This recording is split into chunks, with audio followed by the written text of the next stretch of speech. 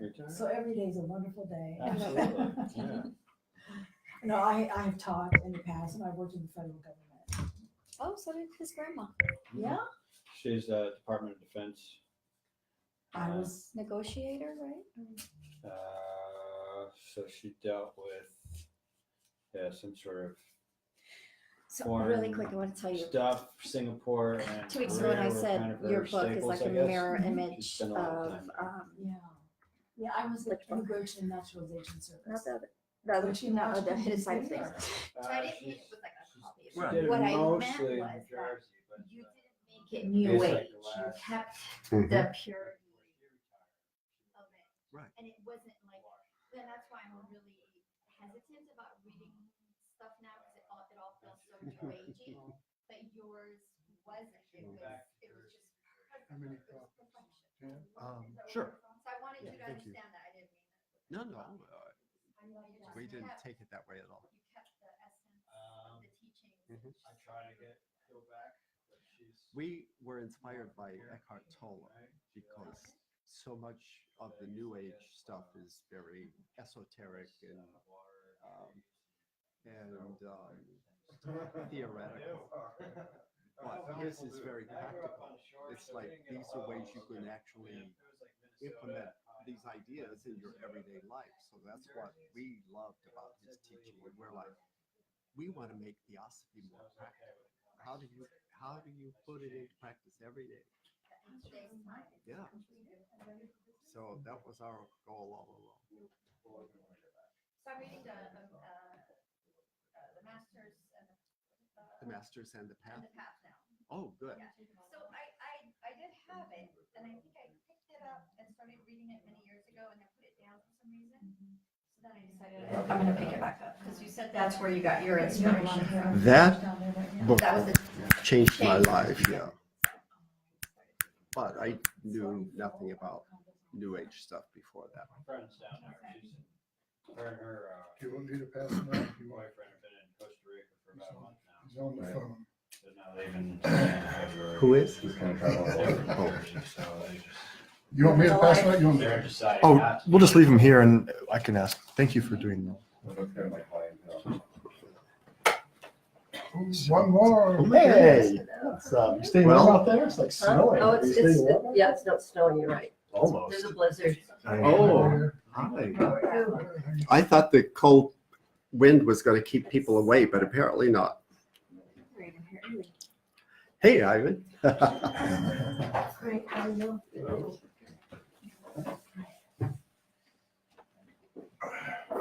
Here, one more. Everyone's interested in the eagle. Yes, apparently. so are you in your house? Here?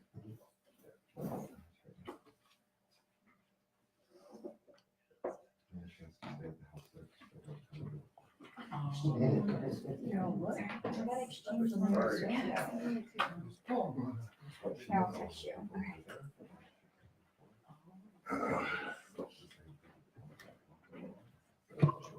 What's your, I guess I gotta put your number. Okay, what's your number? It's 801 859. It's 801 703? No, 801 859 3748.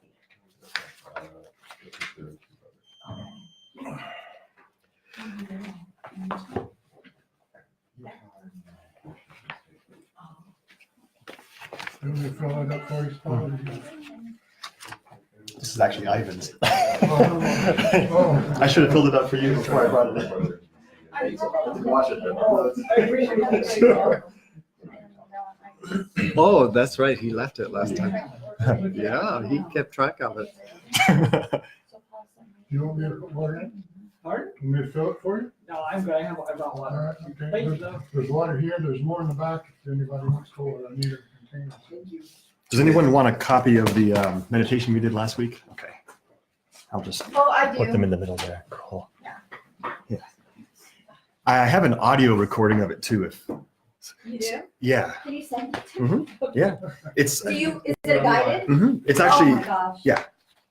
Oh, thank you. Some people appreciate listening Yeah, to a guide while they're meditating. Some like to read it and then do it themselves. yeah, I love that one. Mm. Is it on the Facebook Live? It takes- She said, No, we turned it off last week because we were running late and we did it after. there's message on your end that went off. Oh, I was like, James.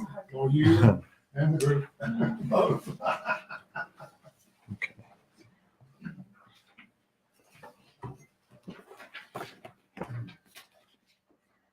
Anyway, happy birthday, dear. Oh, thank you. yes. After 29, I kind You kind of like, put Jack Daniels, we got 39 this is for. of, no, mine's 29. So my daughters, for the longest, they fell for it, and then they finally got to the age, they're like, Mom, you were 29, how many times already? I don't believe it. Why are you 15? I want to talk to you. There's one, at least. Come on back. Oh, hi. Yeah, see, just-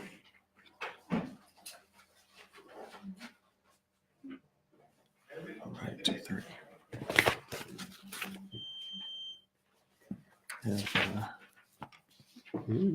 Intelligence in the service of madness. Some things to read here. Cool. Hi, Helen. Helen, how are Hi, you? Helen. You just here, right? Should we get started? We're gonna start needing a bigger room. Well, Tear some walls out. It would help if I would put the right date on the email. I'm not sure if you saw my most recent email that I sent out. It had a date for 2 weeks ago. Oh. And that's why our Sienna We lost 3 contingency. people by then. You just checking to see if people are Yeah. actually reading it. Well, I could have resent it, but I get really annoyed when people send mass emails, then send another mass email to correct a mistake, and then sometimes they send a third mass email to correct another mistake. Anyone ever get annoyed by that besides me?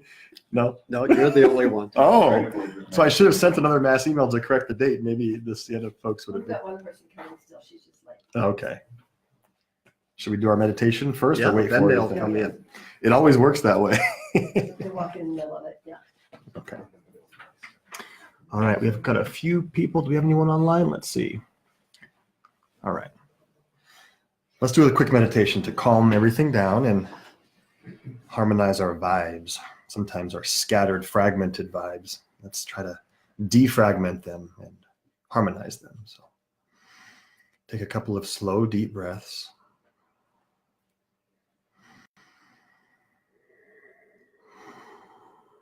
Do your best to relax everything except for your spine. Make sure the shoulders are relaxed.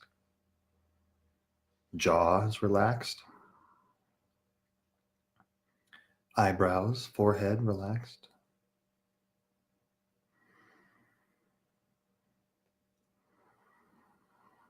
Let's chant the Om sound after 3 rings of the bell here.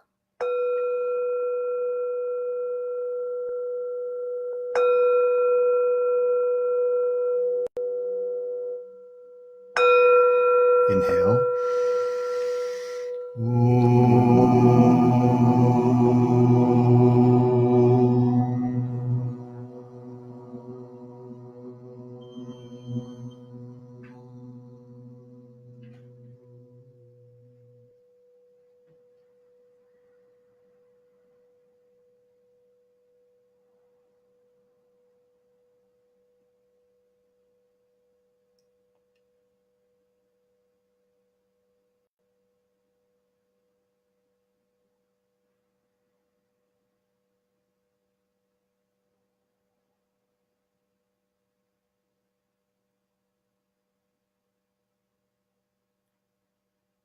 Have the intention to form one unit, one collective mind, one collective consciousness with the purpose to grow in our spirituality.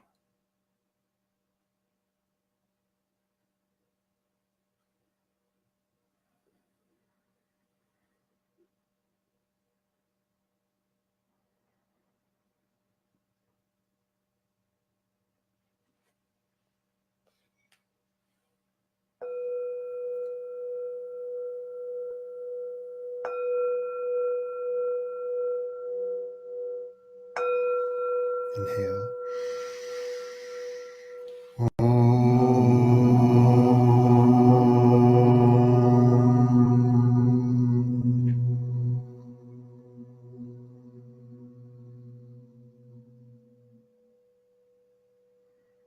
And bow the chin. And slowly come back.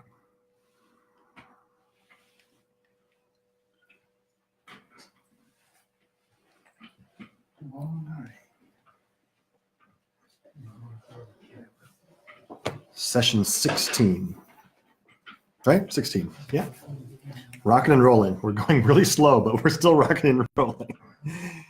So, yes. The question of evil. It's also known as the problem of pain. If you Google it online, lots of YouTube videos come up, lots of articles on this idea of why is there evil in the world. It's a very common conundrum. You know, if you believe in a God, why is there evil? Why does he allow there to be evil? You know, why is there so much suffering in the world? So let's see if we can shed some light on that and figure out how to make this a little bit less mysterious. Before we begin, I want to read something from our favorite author, Eckhart Tolle. He kind of encapsulates the current state of humanity, and it'll set up our discussion for today. So these sessions include a lot of different material. Of course, we have the Theosophical textbook that we're using as our basis, but we also bring in yoga philosophy from the Yoga Sutras and a lot of this guy, this funky looking guy right here. He looks funky and he laughs even more funky. Has anyone heard him laugh?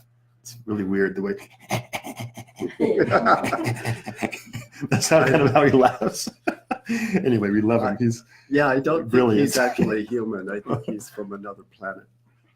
So his initials are ET, Yeah, that's true.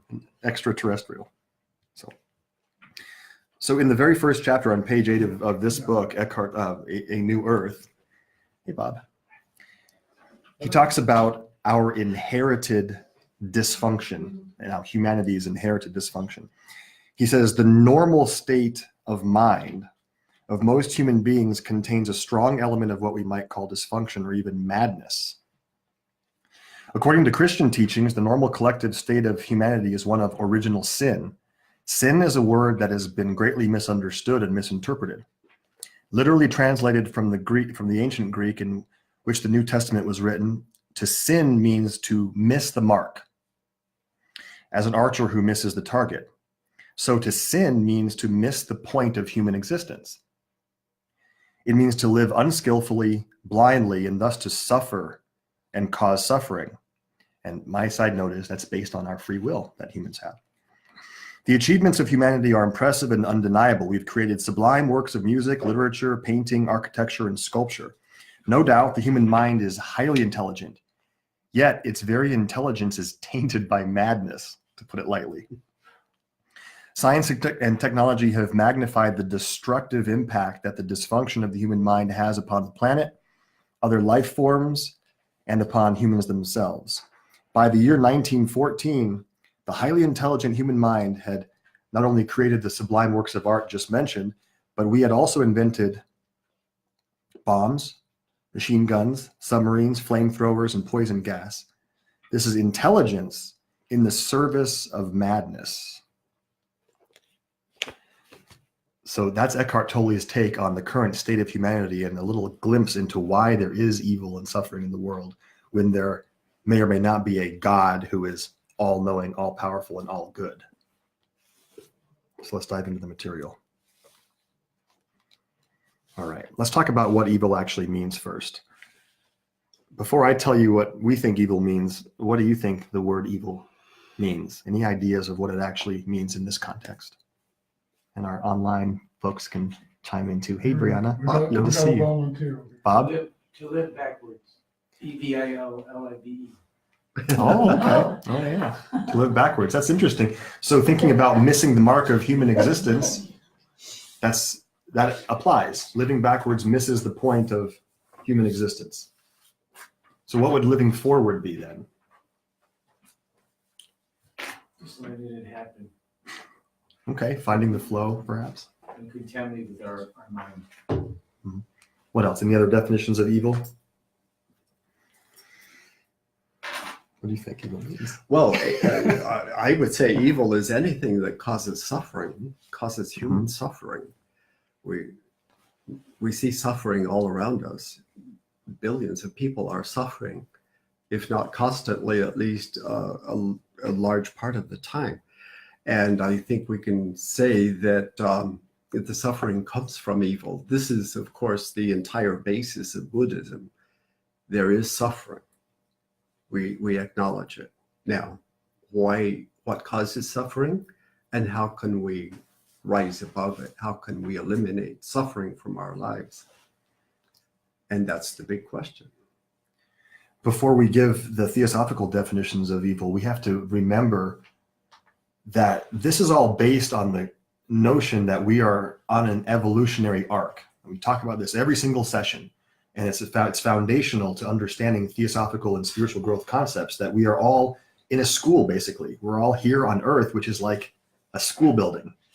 And when you're born into the physical body and you take your first breath, it's like the bell ringing for your first day of first grade, or kindergarten, actually, when you're born, so to speak. There are other ways to look at it, but that's one analogy that makes a lot of sense to us and to the theists and to the theosophists who prepare this material for us.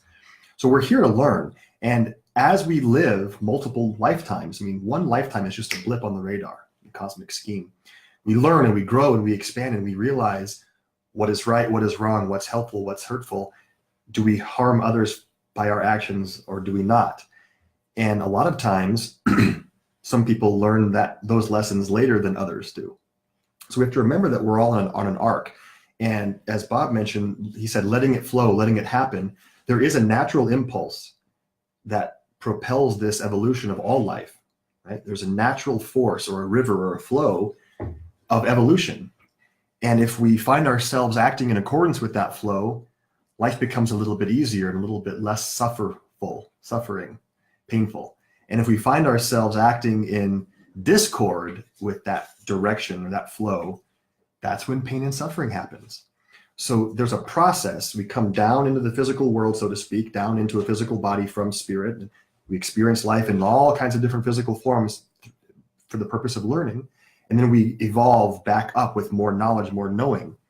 So we have to remember that context before we can define what evil is in theosophical terms. So evil could be described as anything that's going against that flow of evolution, anything that impedes that expansion of consciousness and that spiritual growth. And anything that's good is whatever aids that expansion, that growth, that movement towards unity, from fragmentation to unification, from separateness to wholeness. So some other ways to define it would be incompleteness and imperfection. On the back of our book, we humbly and proudly say that this is a manual to become perfected humans. But it's true.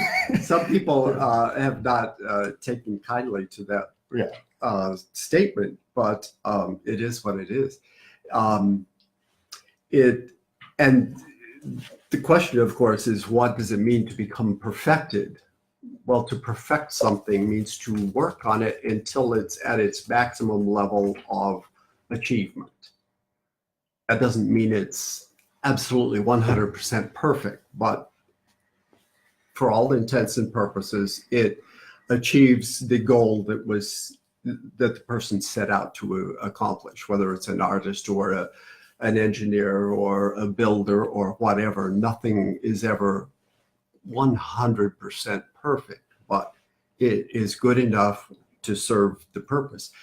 Our goal, as we've mentioned many times, is to achieve all that's required as human beings in our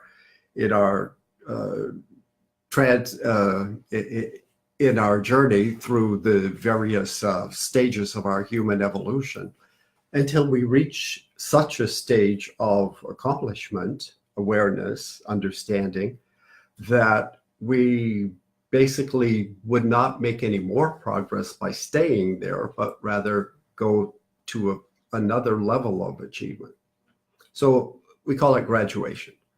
We graduate from the human kingdom into the next kingdom of enlightenment or development. It never stops, as we've said many times. So perfection in each kingdom is exemplified by certain physical forms. And the next chapter, we're always alluding to the next chapter or the previous, because all these chapters are co-supportive and mutually integrative.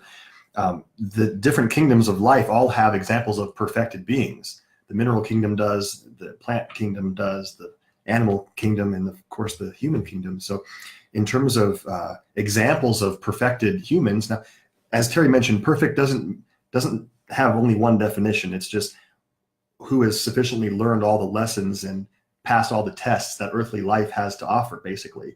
And I can ask each one of you who you think a perfect human example either would be, who's either living now or has lived in the past. And there have been many perfected people or near perfect people. Bob? Yeah. No, I was going to share. I was just reading the other day that, we have to listen to our higher self and to that quiet voice, because I was just about Abraham, how he was in Ur of the Chaldeans and he was told to move. He was 75 years old at the time. So, you know what I mean? It's like listening to the inner voice. I think if you listen to your own consciousness and everybody else, you don't really find out what, you're here for. And I think it's, if you look at evil, it's a belief, and every belief is a lie. BLIE. So, but you have to, if you notice all these great people, they always listen to either the Father in heaven or their I am self or their higher self. And I think that's what the whole thing is all about. To do what your own divine plan is to do. And anything you do could be considered evil, or could be considered not going off the path, missing the mark, not listening to your higher self and knowing what your own plan is, because everybody is different. So you have to listen to the inner voice. I think if you do that, because all the prophets, all the masters, that's what they did. They did what they were born to do. Mm-hmm. I want to refer back to what Paul was saying about how we repeat stuff so often. And the reason for that is because studying the ancient wisdom teachings is very different from other subjects that we study in school. Science, is a broad term, but within that we have chemistry, we have physics, we have biology, et cetera. So they're broken down into tiny segments. So we don't just teach karma. We don't just teach reincarnation. We don't just teach the meaning and purpose of life. It incorporates absolutely everything, both in the microcosm and in the macrocosm. So we and life in general teaches us that way. We don't get to, in life, start in one sense we do, but we experience everything that gets thrown at us and then we try to make sense of it. So what we do in our class is we will treat on one subject, but then we bring in these others to support it and to explain how they interact and how they interconnect, because it's all part of how life operates. And that's just the way it is. So if it were as easy as going to a university and, starting at freshman level and 4 years later getting a degree, or 8 years later getting a PhD, it would be a whole lot simpler, but that's not how life works. Terry talks about how as we walk this path of spiritual growth, we need to assume the role of general of our own army, which is ourself anyway, rather than just a foot soldier. If we're a foot soldier, we want to be told what to do and go to school and say, here's a lesson plan, learn these things. But at some time, we have to figure out what the lesson plan is for ourselves. And usually it's not only one, it's multiple lesson plans. And we have to take responsibility to see the big picture and to do the things we know we need to do rather than waiting for someone to tell us what to do. So we have to do it ourselves. We have to make our own path.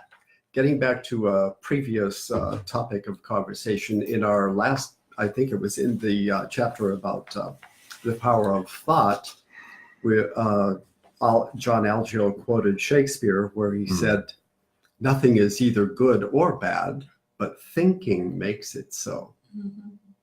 And that's something we want to keep in mind in our discussion today? Do you look at one situation and say, oh, that's horrible, that's terrible, or oh, that's fabulous? True. If we look at it from a different perspective, we may get a completely different point of view and have a different take on it. Sure. What is that saying? Does the end justify the means? Yeah, exactly. Right? So could evil kind of be looked at that way? I mean, is it, so the means, like, I mean, do we need some form of evil? Because if everything was good, then what are the lessons we're going to learn? How are we going to learn them? So that the evil could be the means, and the end is learning the lessons and evolving. I think the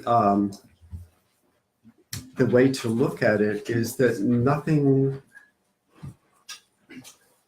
in a microscopic viewpoint is good or bad. So even then, we don't want to say, oh, this is evil. Because as you point out, everything that we thought was evil turns out to be for our benefit in the long run. So is it evil? Is it good? I don't think we even have to put any label at all on it. We just say this is part of our life experience and part of the journey. As we gain in our ability to see things clearly, then it becomes easier to do that. When in the heat of the moment, when you're interacting with people and having conversations and discussions, it's very easy to have a reaction. But as we learn more of these concepts and how to apply them in our everyday lives, we don't have this knee-jerk reaction anymore. And instead we say, like the farmer who, whenever someone said, oh, that's terrible, or oh, how fortunate you are. The Chinese farmer. Maybe yes, maybe no. we shall see. In the end, as Silva points out, everything works out for our benefit. No matter how difficult, no matter how much suffering there is, we learn from that. We can't avoid suffering. And that's part of what we're going to be getting into, is that if there was some way you could wave a magic wand and make everything perfect, it would be the most boring world in existence. We need, well, let's go back to the very beginning. Life. You wouldn't learn anymore either. Life, what's that? You wouldn't learn anymore if it was Exactly. Yeah, why bother? Life itself is tension. Without tension, we have unconsciousness. We have nothing. When the universe breathes out and then breathes in, there's a period of nothingness. And that's not activity. It's just peace. It's just a repose. It's a break.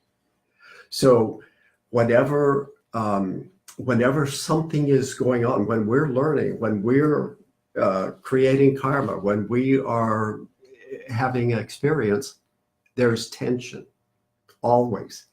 Even when you sleep, there is tension. We are not able to eliminate tension in our lives until life ends. I remember a good analogy for tension is violin strings. Yeah. If you don't tighten them to the right degree, you're not going to get the sounds that you need to have. It'll be nothing, or you'll break the strings. So it's important to have the right amount of tension that you can control, is what it amounts to, and you can adjust up and down from that. So learning always involves stress and tension. One of our goals is to reduce that stress and still learn by learning and practicing non-reaction and non-attachment. But it still won't eliminate all stress in your life. Like you mentioned last time, the spiritual growth is kind of like pulling on the rubber band, and you don't want to pull too fast or too hard, because then it'll snap and then you'll go backwards. So it's just kind of a slow, steady Mhm. growth. Yeah, it's like what Roger was mentioning. You have to have tension, but the right amount. If you have too little or too much, then it doesn't work. We can take that a step farther and then we'll go to Bob. But I like that, Roger. That's a cool analogy because as a guitar player, I understand tuning very well. And when you apply the correct amount of tension, you not only find the note you're looking for on that string, but guess what? You resonate in harmony with the other strings. And that's the flow that we were talking about. You acting in accordance with all versus being discordant, literally. Yeah. Bob, did you want to add something? Yeah, just to add what Terry was saying, it's a law of resistance, and it's a natural law, how much you really want it. So resistance takes effort, and effort is going back to the Father or going back to your own source. So if there's any sin, it's missing the mark. So that's all you do is postpone things. So sometimes you have to come back in another embodiment or do things. I think we're at a time now that there's so much illumination in the world, people have to decide. You have to use the law of resistance to say, I'm not going to, criticize, condemn, judge, or blame. I trust God that everything is in perfect divine order, and that in duality, every action in duality, there's an opposite equal direct reaction. It's interesting because in Spanish, the word sin means without. Mm-hmm. Yeah. The idea of sin also is interestingly necessary and appropriate at certain times. So speaking to your point, and I guess we can jump ahead just a moment here and talk a little bit about that because Bob has brought it up twice now. Sin is important for us to learn, right? And at certain points in all of our evolution, whether we're a physical infant, like a human infant baby or a toddler, they don't know right from wrong, and they don't know about being selfish is not including the whole or the all. They're not thinking about that. So that's appropriate at that age to act in a selfish manner. But if an adult were to do the same kind of actions that a baby does, kicking and screaming when they're hungry and not getting their way, that would be inappropriate and considered out of accordance with what is normal. And then we can look at young humans too, young souls. If you believe in reincarnation, as the Theosophy teaches, that we enter a body hundreds of times to learn, thousands of times.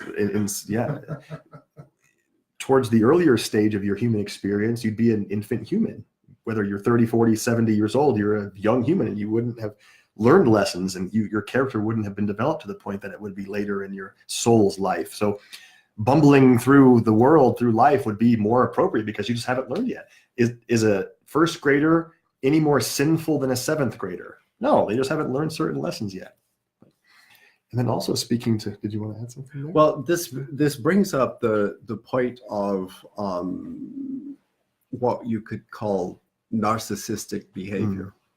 A baby is completely narcissistic. Mm-hmm. They only know their own needs. They don't care about mom or dad or anything that's going on in the world. Their world is their right here. It's whatever they need right now. If they're uncomfortable, if they are in pain, if they're hungry, that's all that matters. And it's absolutely appropriate. It's all they know. We can say the same thing though about infant humans, as meaning in the long run, those who are just starting the human experience are infants.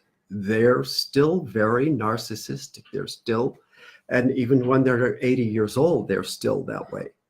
So we can't change that. Only they can change that. And there's nothing wrong with it.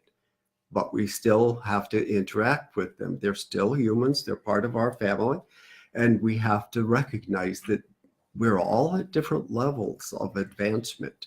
So hopefully, as we go through life, we are more perceptive, we're paying more attention than the average person, and we're growing in consciousness. So we become less and less focused on personal needs and more focused on what is helpful to all of humanity. And this is where the Raja Yoga techniques and teachings come in about non-reaction and non-attachment and non-judgment, because we come across people that we don't jive with all the time, and we're like, oh, how can they not have realized that? Why would they be so stupid? Yeah, choke them like Homer Simpson does to Bart, choking his neck like that. How often do you want to do that to someone?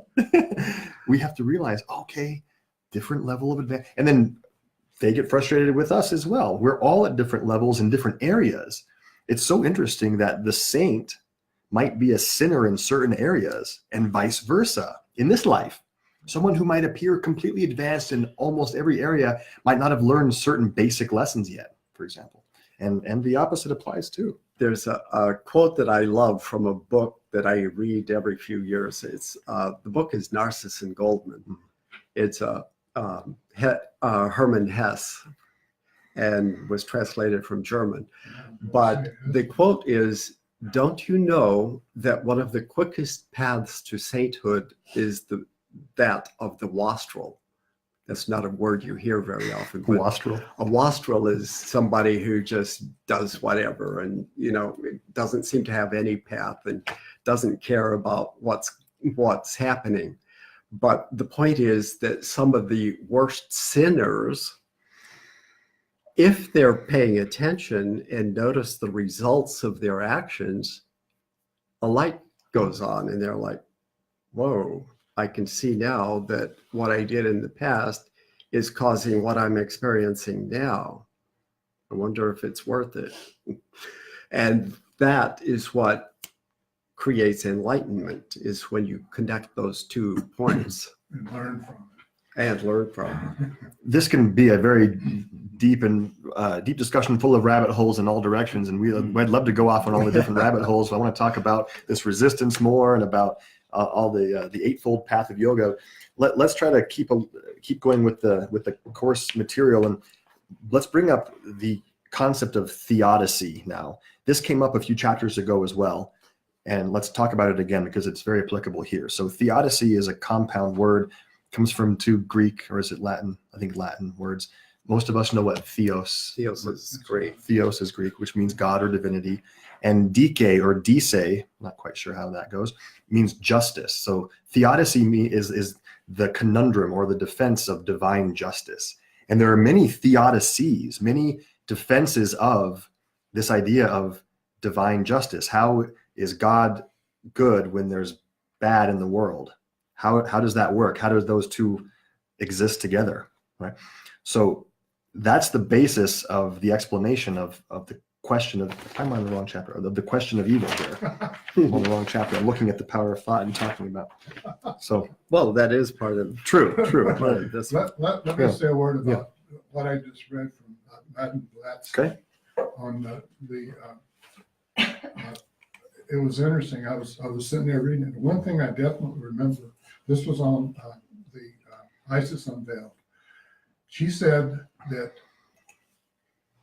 good is the opposite of evil. And I thought, that's kind of Cop out. Well, No, then- that's a cop out. yeah, there's got to be a lot more to it than that. But anyway, then she went on with a whole bunch of other stuff about it. Okay.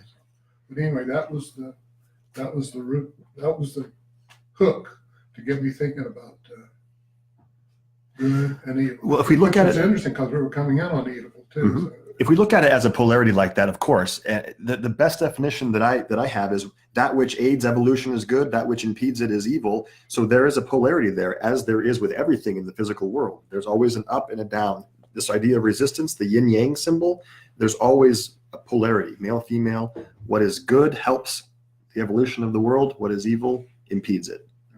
John Alcio actually quotes another HPB statement. He said, HPB said that we need to keep in mind 2 truths. First, what we call evil, which is pain, suffering, harm, selfishness, exploitation, does indeed exist.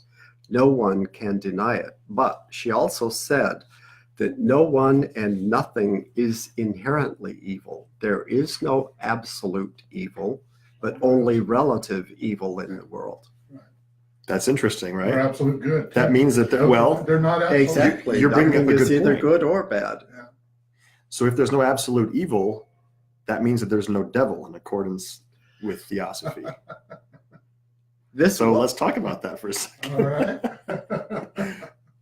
What were you going to say?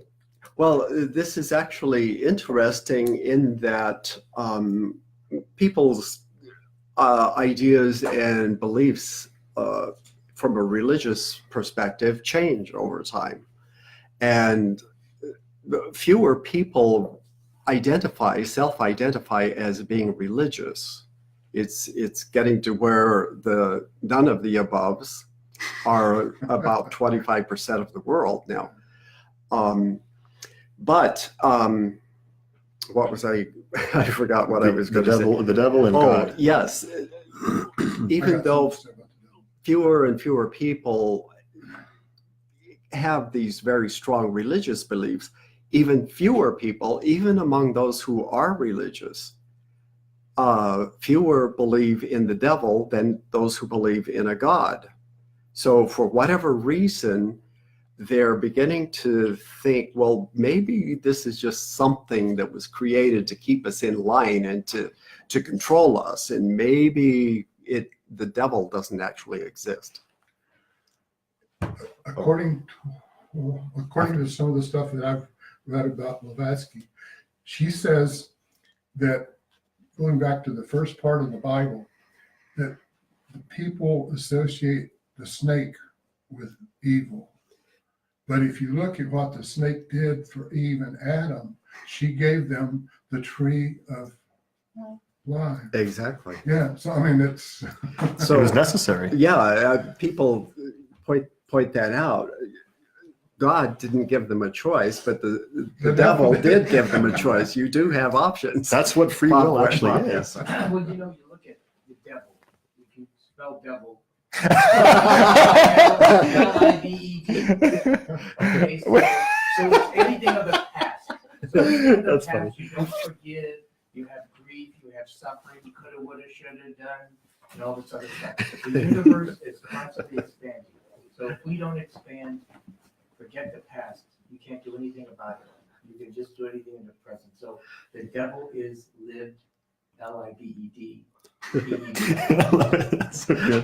That's good. That's good. We don't have to dwell on the past because we embody the past. We are the past. I am the result of every experience I've ever had in any lifetime.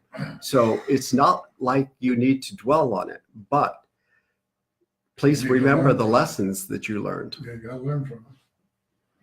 It's interesting to know that if we Let's don't. get out of this rabbit hole. Get somewhere else. No, I know. Well, the devil's important because that would imply. So if there's no devil, if there's no ultimate evil, is there an ultimate good? That's a question that we want to discuss and pose, and we haven't been very clear yet in all of our chapters on if theosophy upholds the notion of God. Is there a God or is there not a God? And it's interesting that we haven't actually said that yet. But should we take a poll to see who believes in God, and then? I would imagine before we do that, we have to say, well, what do you mean by God? Yeah. What do you mean Exactly. by God? That's Right. conundrum. That's the question. The biblical God? Or- Maybe. What is God? What is God? I look at my mom. What is God? Is Among it the head guy or is it the intermediaries that you have to Ah. work with? Yeah. Well, and that brings up another point. Is there only one God, as in the Abrahamic religions, or are there numerous gods? Or are there no gods? But then they said ye are gods. So that's, ye are God. But what is God but your greatest of desires? G-O-D. What is your He's killing me. He's killing me.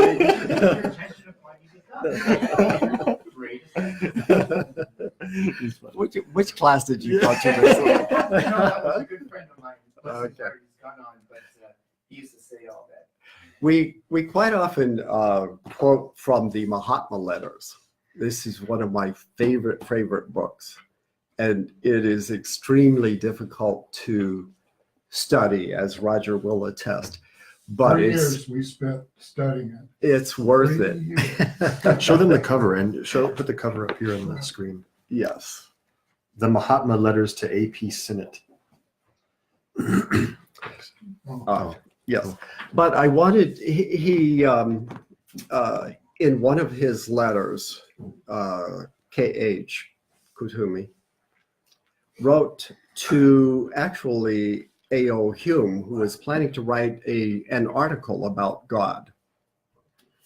And he had asked for their viewpoint of the viewpoint of the masters. Give me some ideas of what what your ideas, what your philosophy is of God. And so he complied with a fairly long letter. And the very beginning of it, he says, neither our philosophy nor ourselves believe in a God, least of all in one whose pronoun necessitates a capital H. Let me interrupt for 1 second. I don't know if everyone knows who Kutumi is and who the Mahatmas are. Just really quickly. Look, you're Silva. You've studied this before. You're Silva. You understand who they are. But this is an enlightened, someone who we believe to be an enlightened master or a teacher who's communicating with a regular Joe Schmo like us. Yeah. So an enlightened guy writing a letter full of wisdom to an Englishman back in the 1800s. And a lot of times the letter would appear out of nowhere. It would just fall down on his desk or something. It would come from nowhere. And, or somebody would try to deliver it and couldn't get it in, and that's how we've already gotten it. These are actual letters. They still exist in the British Museum Yeah. or the British Library, which In is a part of the British Museum.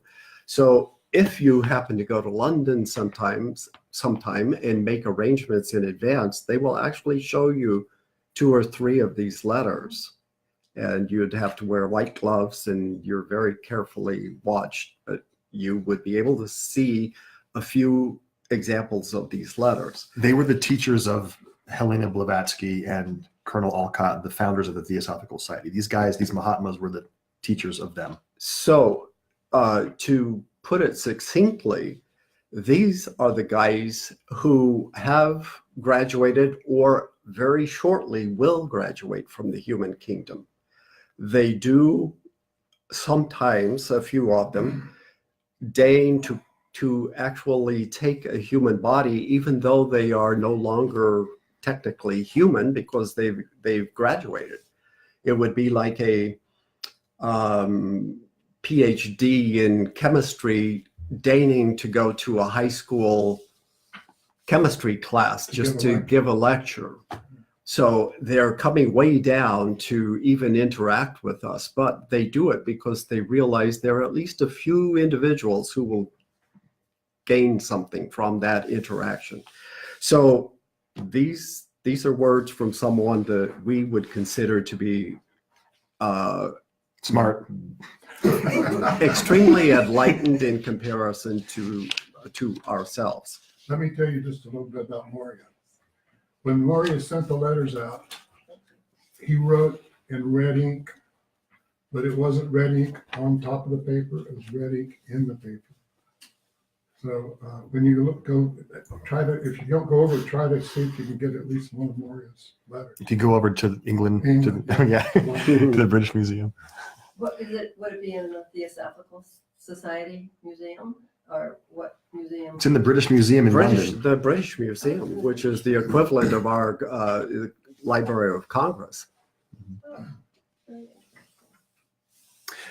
They I won't read all of this because it's very long, but I interrupted you. You were going to read no. some. The point is that they don't believe in a personal God. He didn't say they don't believe in any gods. And as Silva and other people have pointed out, how do you define God? There are so many different definitions. So they actually do believe in beings who are supervisory in nature at different stages of the universe, including our planet, our solar system, our galaxy, etc., etc. There are intelligent, sentient, living beings who are in charge, but they don't believe that these individuals would come would interact on an individual basis with each person living on the earth. I don't believe that either, because I've never seen any example of it. I've never had any personal experience. That doesn't mean it's not possible, but that's my belief too, is that yes, there are individuals we could refer to and consider as gods, but do they interact with us? Do they care what I ate for lunch personally? I doubt it. That brings up a very good point, though. So if there's no ultimate evil, which is the devil, and there's no ultimate good, God, what is the cosmos? What is the absolute? It's neutral. It's not good or bad. And that's what we talked about during the karma talk. The universe just is. It's perfect equilibrium. It's not good or bad. It just is. And whatever actions we do based on our free will causes a reaction, whether it's pleasant or unpleasant. It's not God punishing us, and it's not God rewarding us. It's just a natural reaction. So there isn't a polarity of good and evil ultimately. It just is, and it counterbalances itself based on the mischief that humans cause. Let me read one more thing here, if you don't mind. The idea of God is not an innate but an acquired notion. Think about that. No baby is ever born believing in a specific religion or any religion. They have to be taught. Or most of their beliefs. It's an acquired notion, the idea of God. And we have but one thing in common with theologies. We reveal the infinite. But while we assign to all the phenomena that proceed from the infinite and limitless space, duration, and motion, material, natural, sensible, and known to us at least causes, the theists assign them spiritual, supernatural, and unintelligible and unknown causes. So a belief in God is something that has grown up over time. People were not born believing in God. One thing he says later on, I don't know if I can find it exactly, but he said, oh,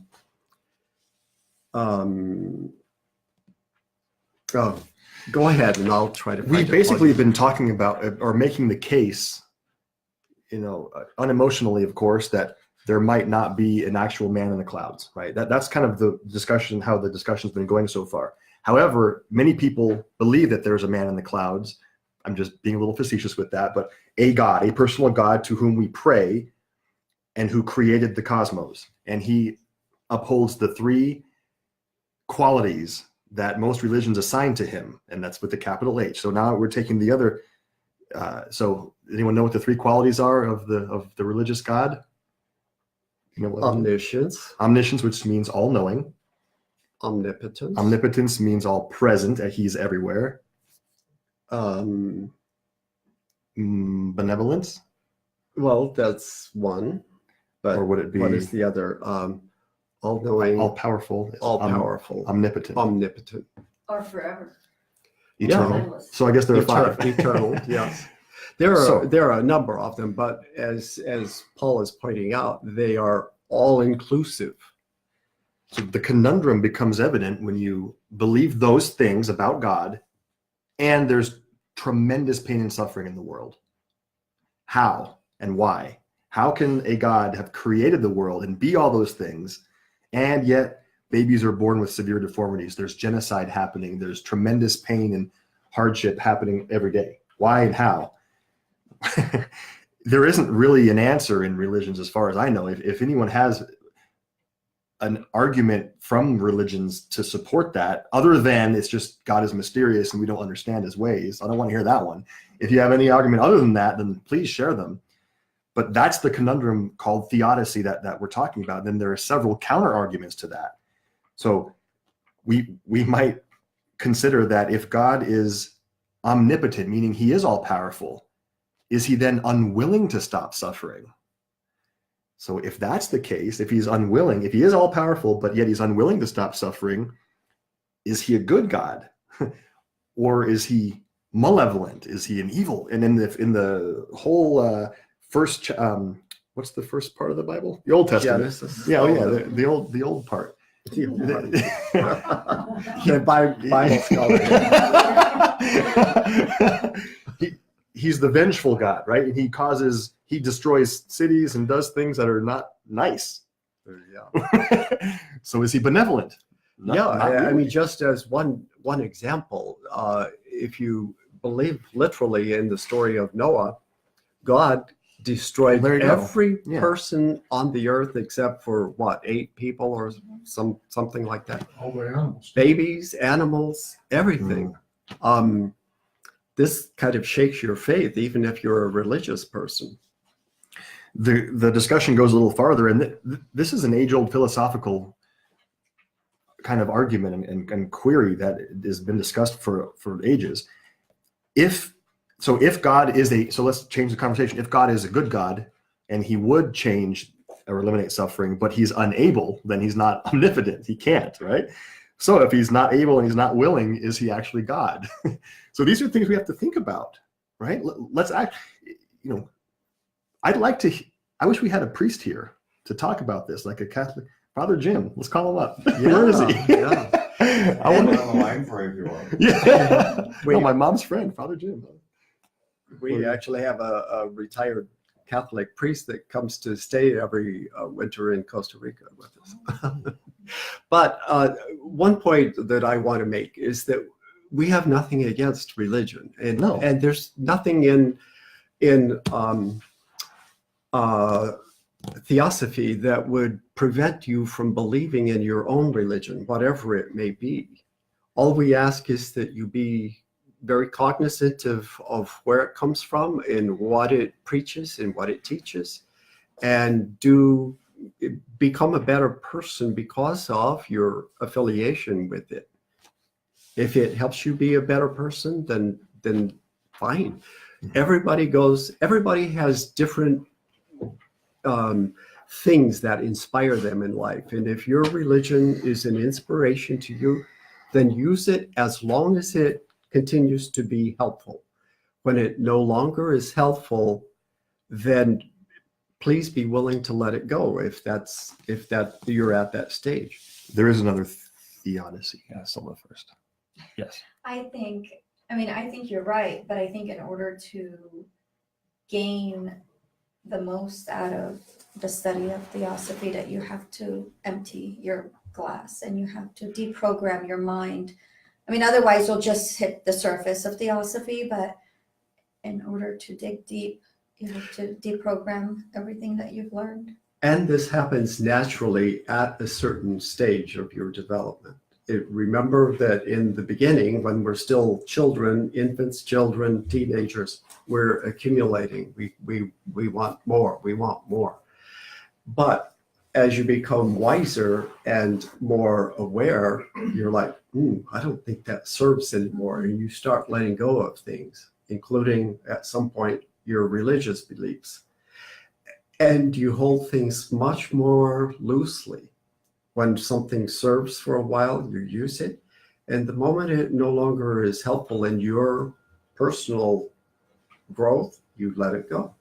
And this is why non-attachment is such a huge part of yoga philosophy.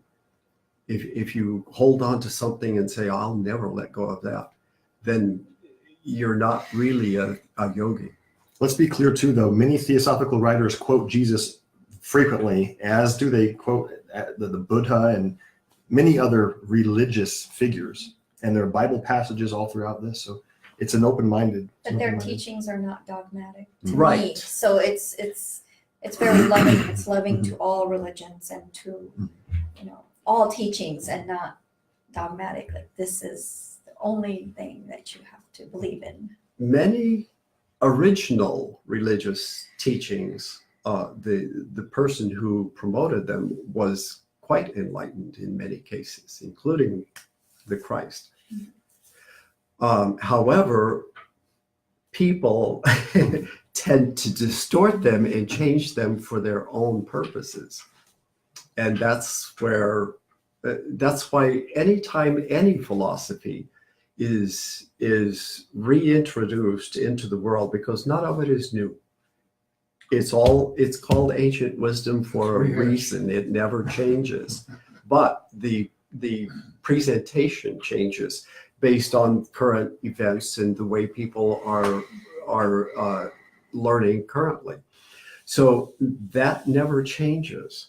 But as we rise in consciousness, then all of that falls away, and we still are willing to learn new things as we go.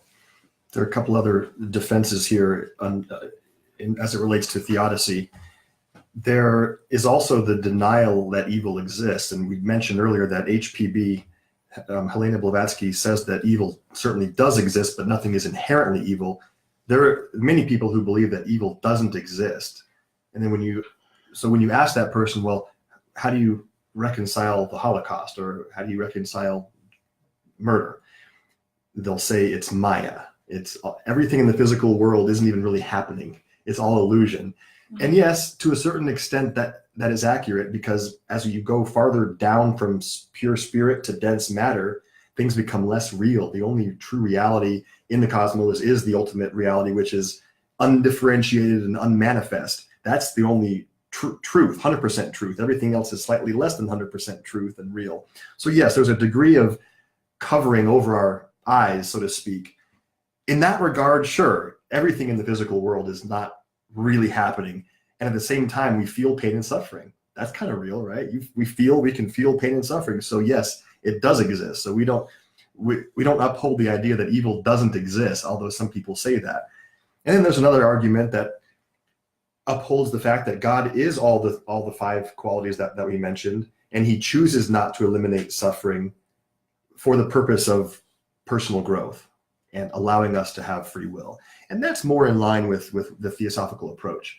It's important. This idea of resistance that Silva brought up earlier has to be there for learning. If everything was perfect, everything would be boring, like Terry mentioned. It'd be super easy, and some of us can even admit that when things get too good in a relationship, we'll stir something up. One point that comes up. You got a couple of. I saw that. One point that comes up quite often. In discussing whether religion is helpful or not helpful, or necessary or not necessary, is often religious people will ask when a person leaves their religion, where will you get your morals from? How are you going to learn ethics and morals if you're not a religious person? And that's a very good question, because in their mind, religion has a monopoly on ethics and morals, because let's face it, they give you a list of what you're allowed to do and what you're not allowed to do. 10 Commandments. But let me ask you this. If you are only a good person because your religion tells you you have to or you'll be punished, are you actually a good person? No, because why? You're doing it out of fear. The true you is whoever you are without religion. If you're a good person without religion, you're a good person because that's who you are. But if you're doing good because you're fearful of some future punishment, well, for one thing, that's a heck of a way to live, to be living in fear all the time. And secondly, it creates more stress. So why would you want to live under all this stress if you're naturally a good person, you're a good person. That's it. Do you think people are innately good or evil? You tell us. What do you think? Oh, I don't have an answer to that. Oh, okay. So I'm asking you. Well, Bob has an answer. How do you spell it? Yeah, wisdom is knowing the consequences of your actions. So I think intuitively everybody is good, but when they use their free will to compete and to downgrade and to hate people, to judge, criticize, condemn them, then that becomes the evil living backwards, because you are missing the mark. you are sinning because you're putting your attention upon them rather than sending them good thoughts and say, hey, you condemn people, say, you know what? I hope that they will, in other words, you send good thoughts to them because it's just like talking on the phone or saying good compliments to people. So, when the religious people say you pray for others, do we really pray for others? Do we really uplift others? We pray for them the good way, wishing them the very best and hope that their mind gets illumined, not to repeat the same things that they've been doing. And if they need help, you just say, I'm here. Yeah, but did they learn that from religion or are they naturally that way? Well, to worship God is in spirit and in truth. It has nothing to do with religion. Like when you look at Jesus, he said, I worship the Father in spirit and in truth. Then you have St. Peter, upon this rock I will build my church. Well, he said, of what he said, he said, about, it's not that the stone, to build the Catholic Church. I mean, Catholic Church is nothing but an extension of the Holy Roman Empire. So you have a system there. So if you look at all evil, it's the system. This might be a good point to bring up something else that isn't even brought up in the chapter, and yet I think is quite important. And that is the psychology of sociopaths and psychopaths. I'm not an expert on them, but I do know that there are certain qualities that are in common with both of those, and there are a few distinguishing. But the main thing is that a sociopath or a psychopath doesn't have a sense of guilt like most people do. They have no sense of doing wrong when they harm someone else. If it is for their benefit, it's all good. They don't care whether you suffer. And believe it or not, the vast majority of sociopaths are not serial killers. You know who they tend to be? Politicians. Wow. Exactly. Is that true? Politicians, CEOs, Oh, God. salespeople, attorneys, Did we say sociopaths or And- psychopaths? sociopath. Okay. Well, actually, psychopath. Believe it or not, a lot of CEOs are psychopaths. They are all about the dollar. I can And see that. if it harms people, they really don't care. I'm not saying that all. I'm just saying that there are certain professions that attract those people, and the wealthiest ones are the ones who have the least sense of guilt about harming others. So that's why Eckhart Tolle, when he talks about success, we mentioned this in our last class. Is it success if you trampled over and harmed and created chaos in your family when you were trying to build your empire and you became the 10th richest person in the world? Is that success? And he didn't answer the question. He leaves it up hanging in the air for us to answer. What is success? I think Silva mentioned about the end and the means, or was that Yes. you? Did you bring that up? Yeah. This is actually something that we talk about in yoga all the time. Does the end justify the means? And in yoga philosophy, the answer is absolutely no, it does not. Interesting. Yeah, absolutely not. The whole process of, if you zoom way out and look at, we started off the conversation today about the arc of evolution. The means is the whole purpose. The means is the end. The means is to come into the world and do things, put your feet on the path and experience.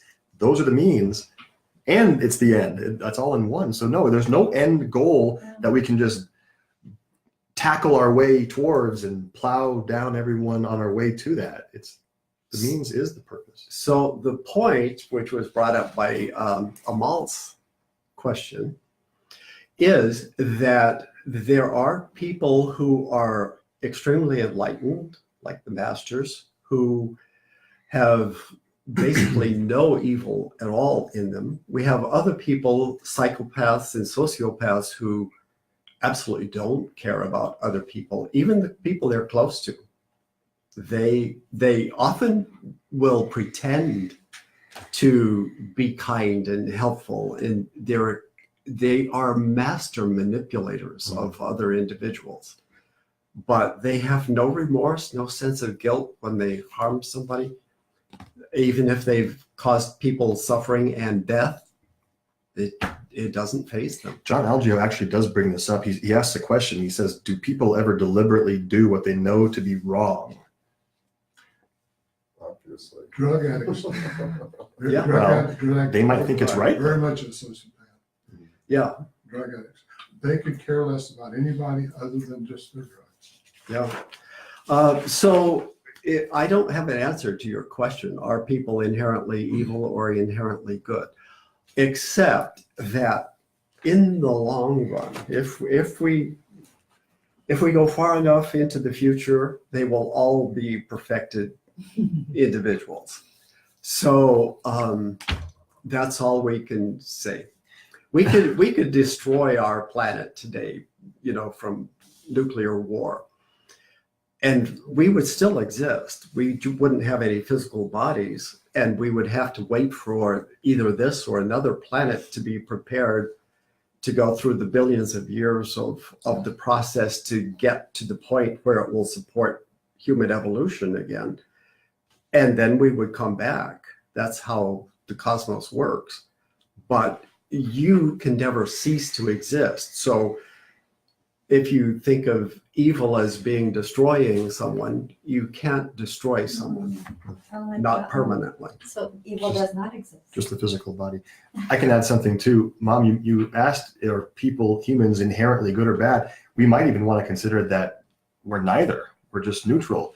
If you look at what you believe God to be or what divine to be, if you believe that is inherently good, then yes, we are good. But if you believe divinity to be just a neutral, unmanifest potential that periodically births a universe in which humans grow up, then it's just that. It's just a neutral entity that will eventually breathe out a universe, as Terry said, then breathe it back in. And nothing is good or bad, but our brain makes it so. If we were able to ask a dog or a cat if something is good or bad, they might not even, they wouldn't understand the concept. Because they just live. They live based on instinct. They don't have the free will. So we might be just neutral, maybe not good or bad. Everything is relative to the actions. This idea of relativity, we can liken it to the stock market too. If you zoom way into a daytime, and if you follow stocks, it goes up and down. One day the stock market might close way down, which might seem bad. One day it might close up and you might have made a lot of money that day, which might be good. But the next day it could be the opposite. But if you zoom out, and the same thing applies to the real estate market, which I'm more intimately involved with, obviously. If you zoom out to the year, to the 10-year, to the 20 or 30-year scale, it's usually good because it does go up over time, even though it might have little blips in the shorter scale. And that's the same thing as this evolution of life is. If you zoom way in, what if we were to zoom into the period of time between 1939 and 1945? We would have thought people are inherently bad during that time. There's so much killing, so much destruction. The world is going to implode on itself. But then if we were to look at perhaps a period of time during the Renaissance where art and music were being created, we might have thought that the world is good. And guess what? Both of those periods of time were necessary. As weird as it is to think about this, Hitler was necessary because it happened. The universe doesn't make mistakes. Something about that situation, I'm not saying anything feels good about it, but it happened. It was there, so it was necessary. The energy was there. The karma that created the situation was there, and we as a human race created it. So Paul is absolutely right. It cannot happen unless there was a cause that made it happen. It's not a God who is punishing people. It's nature itself rebalancing itself. So could it be that that group of people, that nationality or whatever, they had to live out their karma? Part of it, that's part of it. Every person is born into specific conditions. There's certain family, economic conditions, health conditions, your physical makeup, your ethnic makeup, et cetera, et cetera. So all of that is part of your past karma. And I couldn't tell you the reason for a specific case, but I'm convinced that nature doesn't make major mistakes. It does make mistakes sometimes, but definitely not on a wide scale, on a major scale like that.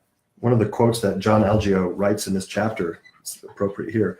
He says, "The real evil proceeds from human intelligence, and its origin rests entirely with reasoning man who dissociates himself from nature.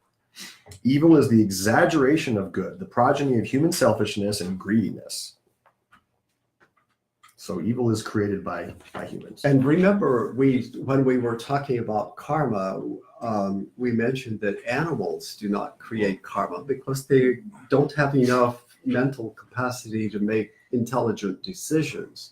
They do make decisions, but it's based on instinct and not on, oh, is this going to, am I going to achieve my goal 3 years from now if I make this choice today? They simply can't do that. They haven't advanced that far. But we as humans, we are humans because of the level of consciousness we have earned from our past experience. And so we do create karma. We are gods in the making, so to speak. If you want to call superior beings gods, then we are all gods in the making. Bob? Getting back to, war and all that, we have to understand that there's certain forces. So the universe or energy abhors a void. So something has to be acting, either good or bad. So this whole thing about wars, we've always had wars. Ancient civilizations, they destroyed everybody else. So, you look at that, it's a terrible karma, but we have to understand that we could have learned this all in perfection, but we chose imperfection. So we're going to learn the truth through right now by being perfect, as your Father in heaven is perfect.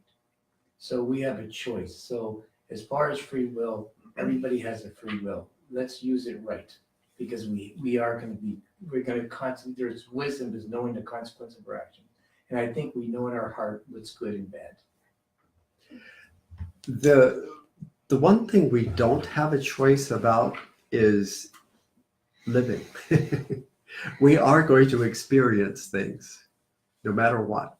So, and that's just part of us, the nature of any being that has any degree of consciousness. That creature is going to exist and is going to have experience and is going to interact with the rest of creation. So we can't opt out of that. Even if you commit suicide, that's only a temporary. And even then, you're still having experiences on other levels of consciousness, other than the human, physical, rather. So we can't opt out of experiences. And we'll see in our next chapter on the plan and purpose of life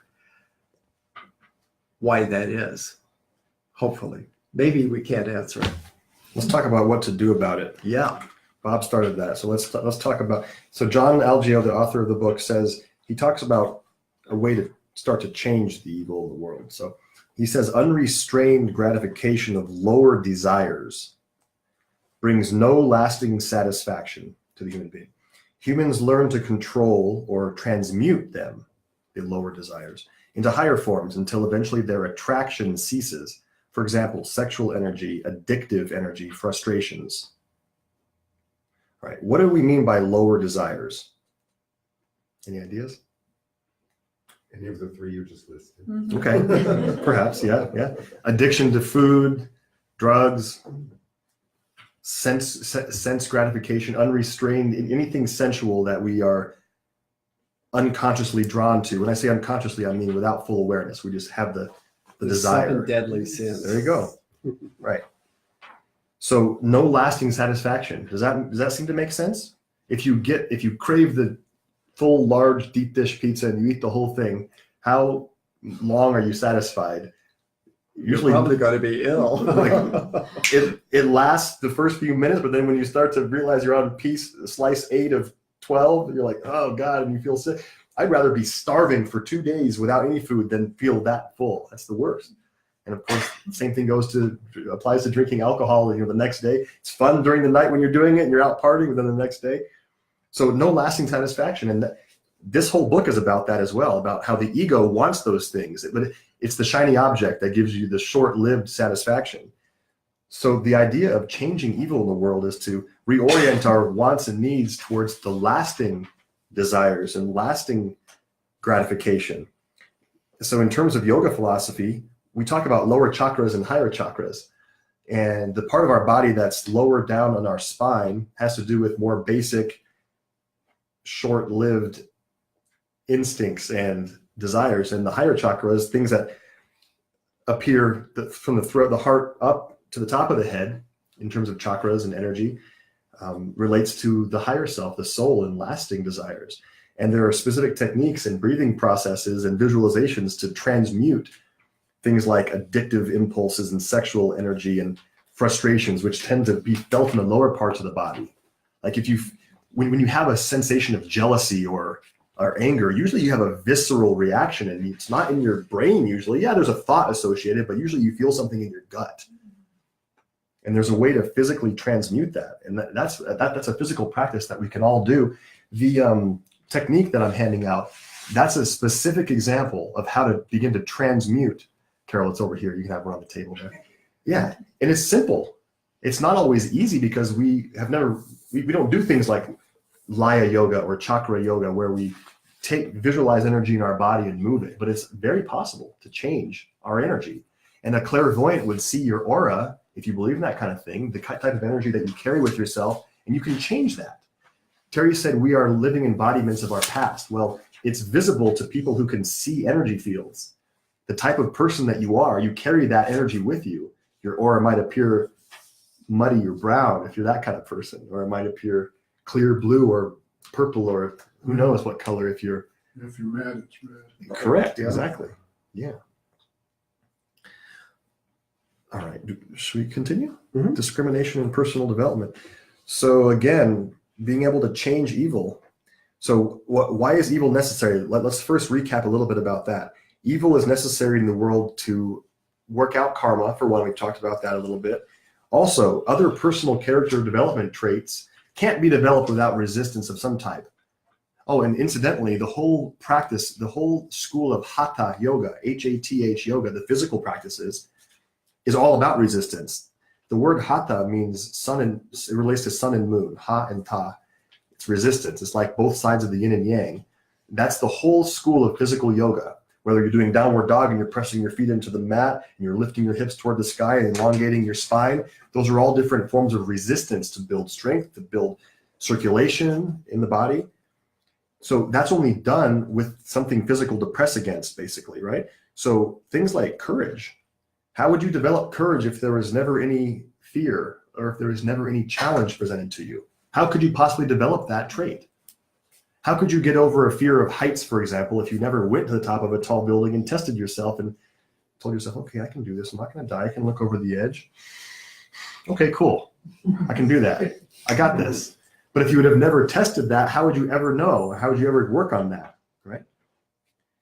So physical strength is built by resistance. Moral sense, recognizing evildoers or recognizing what is harmful to others.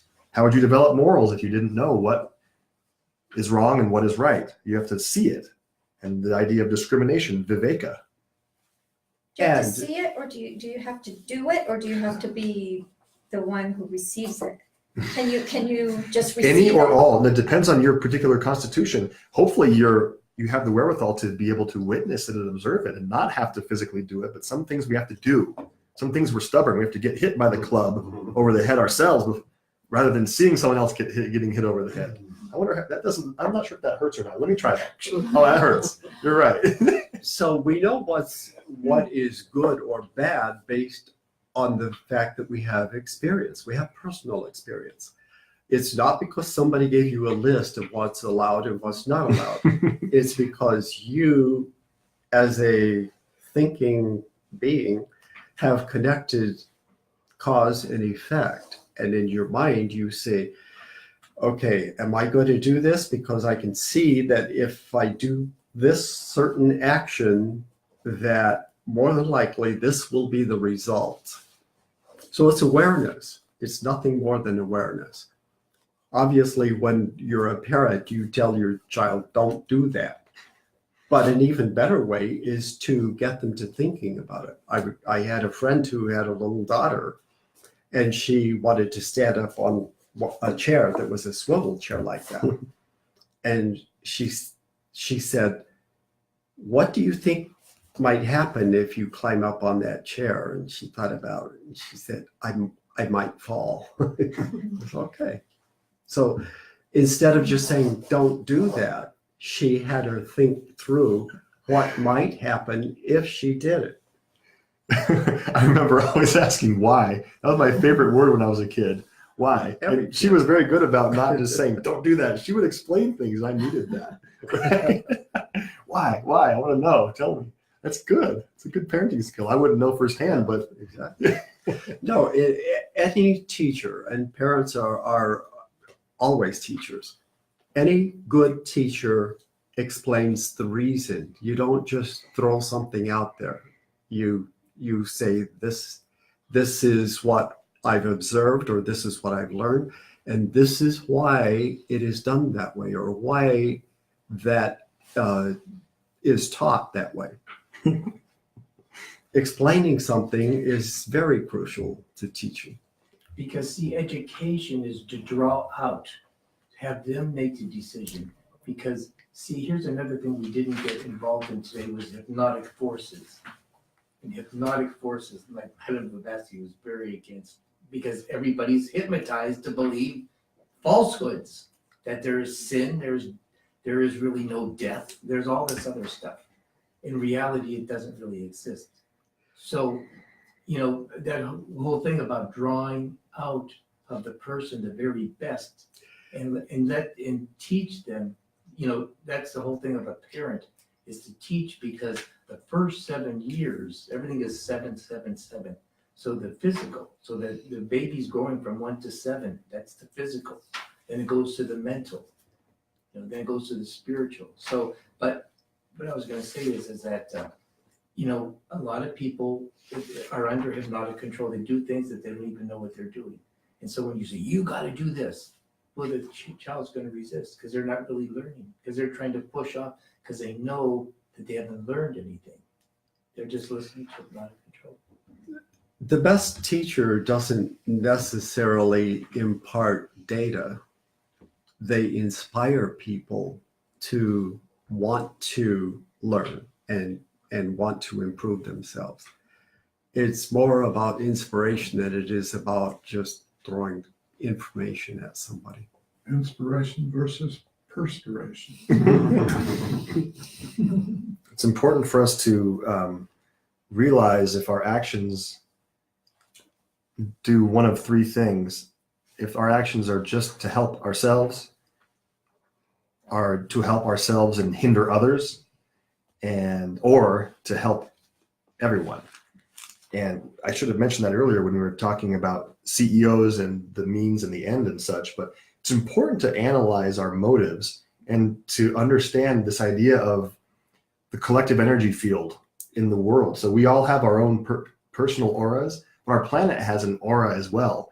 And it's there's a word that we could use to describe it. It's the zeitgeist. The general zeitgeist of our current Earth is fueled by each of our own unique actions.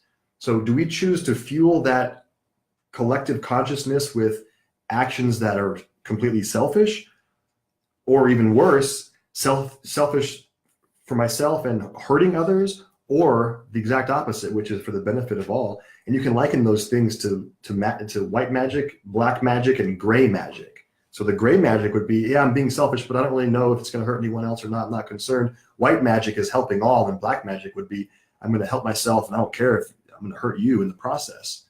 we have to realize that we contribute to the whole from that.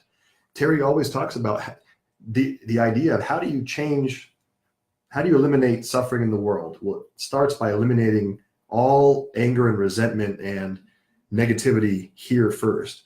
And you might think to yourself, well, that doesn't change what's happening in the Middle East, for example. Well, it's a slow process. There are trillions of energy patterns happening at any given time, and there are many billions of people that are contributing to this collective consciousness. So that's the way to do it. And it is slow. It's going to take time. There is lots of karma that's built up, and the effects of which are that we're seeing now. But that's the process, is first of all doing it here.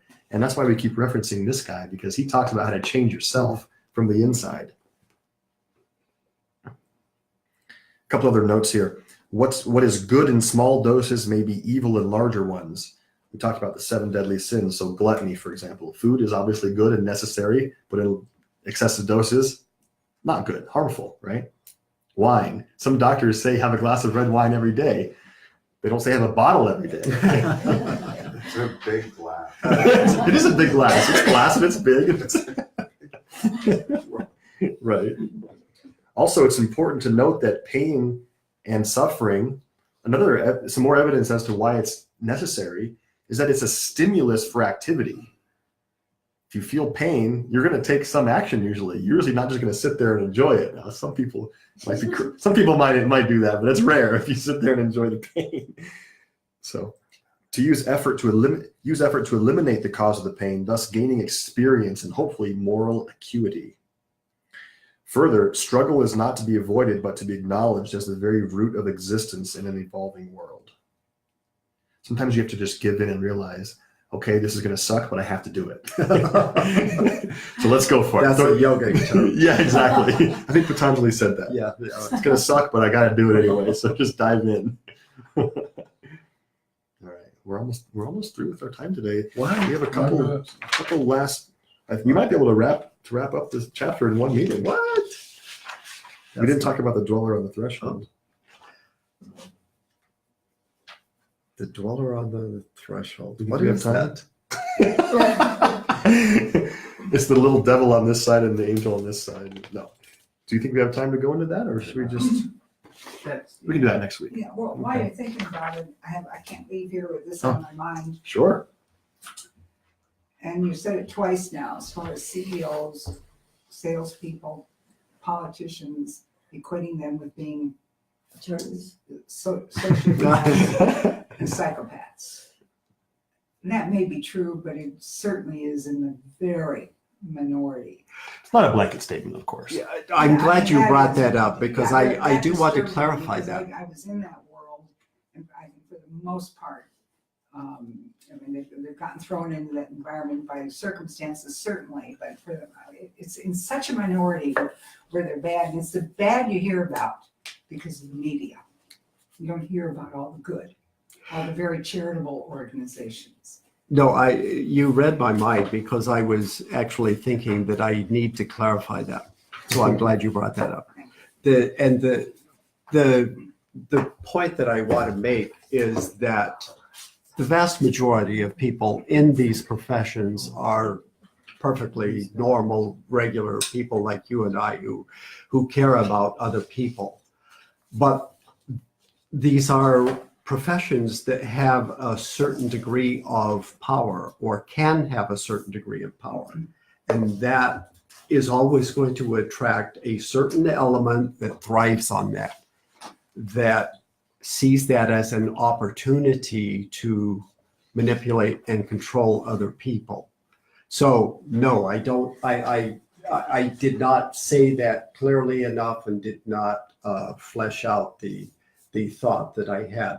It doesn't mean that all people who are politicians are evil by nature. They're not. We have some very good individuals who are CEOs and who are politicians, and even attorneys. I'm being silly, but no, I've known some very, very good people in all of those professions. So it's I didn't mean for that to be a blanket statement, but rather that those professions can attract a certain element of people because they have opportunities.